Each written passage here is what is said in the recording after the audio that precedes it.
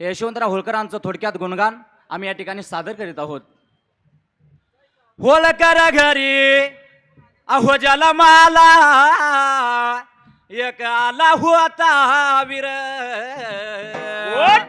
नाव त्याचे यशवंतराव होळकर, नाव त्यांचे राजे यशवंतराव होळकर. अव त्यांचे वाफे गाव तिथे तुकोजीराव होळकर नाव, त्यांच्या पोटाला जन्मले हे यशवंत राजे नाव. जन्माला येऊन लढाई करून इंग्रजांच्या बरोबर,